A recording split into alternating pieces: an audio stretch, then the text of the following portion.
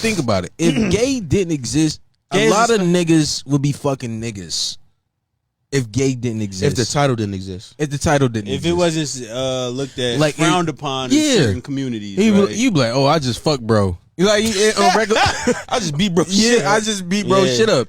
Like the thing is though, from evolution and shit, right? It's crazy. It just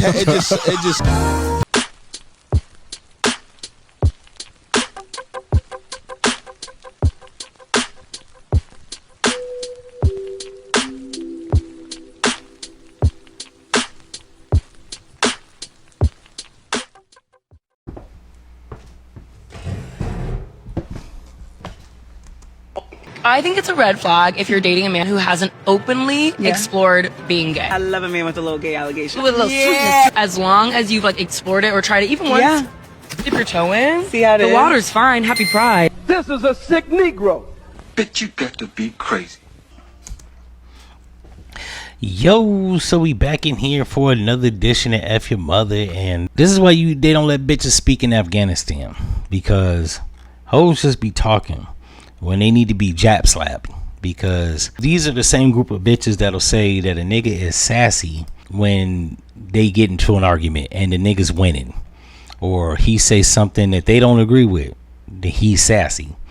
And I'm telling you, this is why hoes be getting handled in the Middle East, right? They have strict policy about these hoes. They talk too fucking much. They make no sense, and you gotta correct these hoes from, I don't know what the fuck that is, that train of thought where they just say whatever comes to their brain.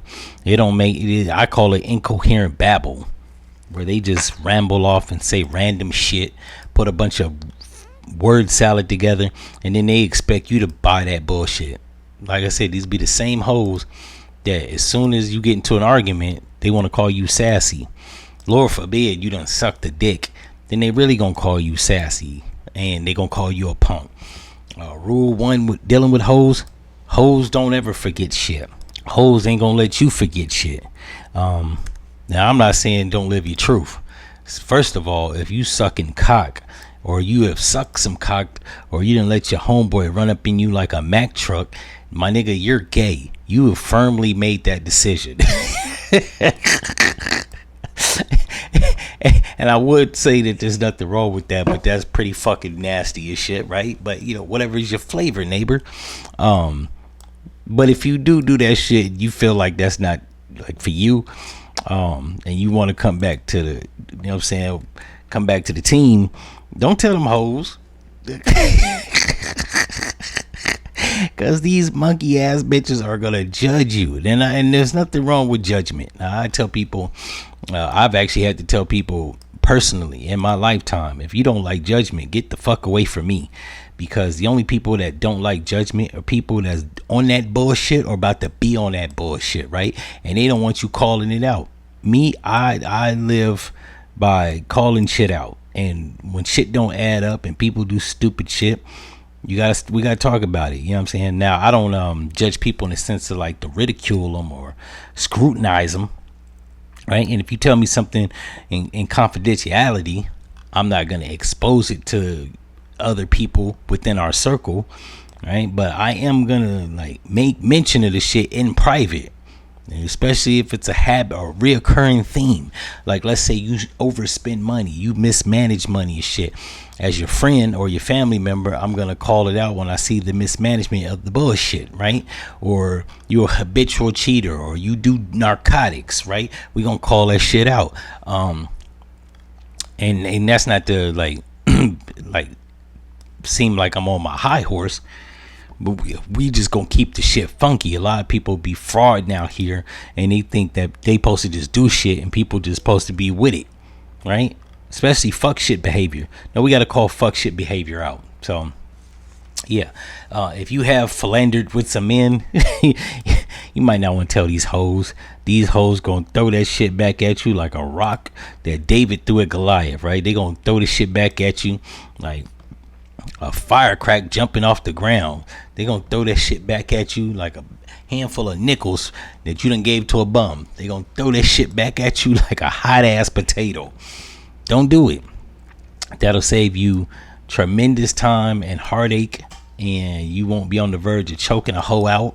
Because that's really what they want. They want you to choke their fucking ass out, right? They want you to say and do some weird ass shit, and then later on, when they not getting their way, they want to call you a hoe ass nigga.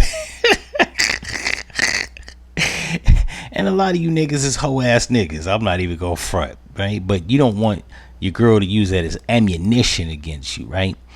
So you want your girl to be your confidant. You want your girl to be your helpmate. You don't need shit like in this time of day. You don't need your bitch throwing shit all in your face, right? You want to just live. So like if you done did some philanderous shit like that, you sucking on cock when you was in college, you might want to just keep that shit to yourself, bro. I'm gonna just keep it all the way 100. You might want to just keep that shit. Put that like they say, like he said in Bad Boys. You might want to put that shit in a little box, and we gonna lock it up, and swallow the key, and throw the box in the ocean. And the only way you get this motherfucker is if you Jacques Cousteau. You know what I'm saying? So yeah, like that'll save you heartache, because yeah, you don't need that kind of you don't need that type of trauma. Bitch gonna cost you trauma. You tell her some shit like that. But on some real shit, if you done suck some cock before, just leave the bitches alone. Leave that to the real niggas. In any event, if y'all like this episode, you know what to do, and them is out. No.